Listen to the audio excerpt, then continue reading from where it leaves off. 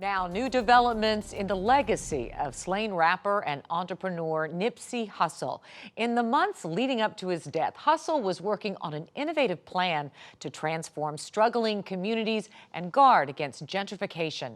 Hussle's vision extended beyond his own South LA neighborhood of Hyde Park. He wanted to spark a nationwide movement that business partner David Gross describes as the economic version of Black Lives Matter. The intent is to encourage long-term investment in low-income neighborhoods to help facilitate sustainable economic development and growth. Their efforts earned praise from business leaders and celebrities. Jay-Z recently gave Nipsey a shout-out during a performance in New York City. Gentrify your own hood before these people do it. Claim eminent domain and have your people moving.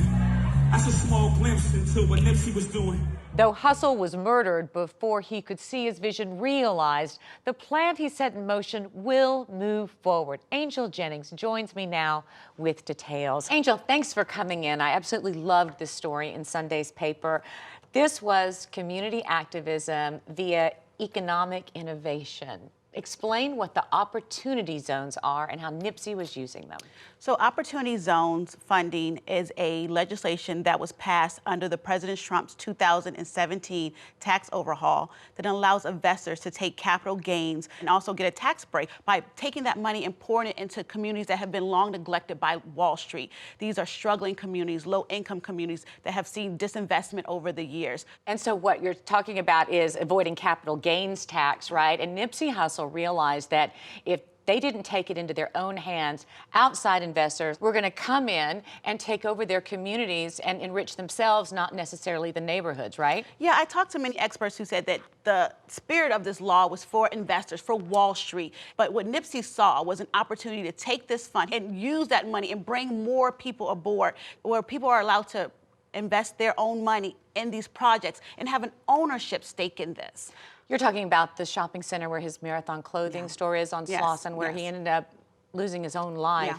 And he was going to build like 80 apartments above, and again, allow people to become stakeholders in their own neighborhoods, thereby becoming homeowners. And he saw this as the ultimate empowerment. Yes, he did. And like, this is like innovative. We don't see, or I haven't heard or seen anything like this, where you actually have a model that allow residents to put in their money, because this plan, this tax initiative was not made for everyday people. You have to have capital gains. You have to have businesses and home ownerships. And for many people who are living paycheck to paycheck, they don't have this, but they can invest through Nipsey Hussle and David Gross and be owners and take part and reap the economic benefits, which then pulls up the neighborhood and the residents in it, which then they can take that and have the money to do what they want to do to advance their life and take it to the next step. Yeah, you got to have money to make money. But Nipsey was saying, and his partner David Gross will provide this seed money, and you guys can join on in. So there's about 8,700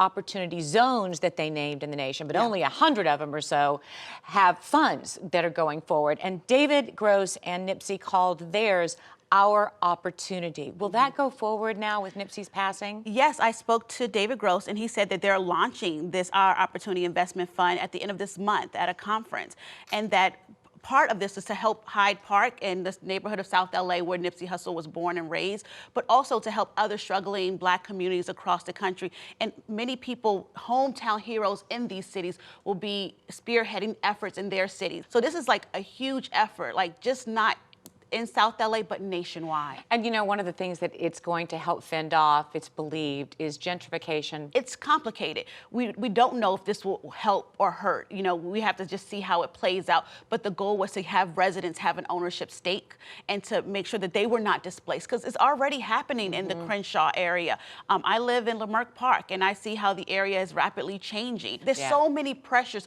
facing Los Angelenos and this area of LA. And Nipsey and David both knew the value of working with government leaders as well. One of the people who helped create these opportunity zones was a Republican from South Carolina, Senator Tim Scott. Nipsey was scheduled to meet with him. Yes. Nipsey actually was smart in this way that he stayed grounded to his roots and trying to use the political system to help his community. And when I talked to Tim Scott, and they said they were very eager to work with him and hear his vision because they had some similarities in their own lives, how they were raised and what they want to do for their community. So it's amazing to know that his legacy will live on. And this could be the centerpiece of that. What we will see years, decades, generations from now is the groundwork he laid at that and beautiful strip mall on Crenshaw and Slauson. Well, we are grateful that Nipsey might become a role model. I mean, the fact that Jay-Z actually rapped about eminent domain, come on. Yes, and there's been so many other celebrities who have, since the beginning of the year, like end of last year, I've noticed this whole initiative to buy back the block, buy back the neighborhood. It was Nipsey, it was Meek Mills, it was Jay-Z talking about these plans. There's so many other celebrities that's realized that beyond the music, you know, what's the legacy afterwards? And it's about going back into your community and making sure that you're part of making it better. Angel Jennings, thanks so much for coming in. Marathon Clothing recently confirmed record sales of $10 million in merchandise since Hussle's murder. They have temporarily shuttered the brick and mortar location in South LA, but sales continue online. Hussle's team says that profits from all purchases will go into the Our Opportunity Investment Fund.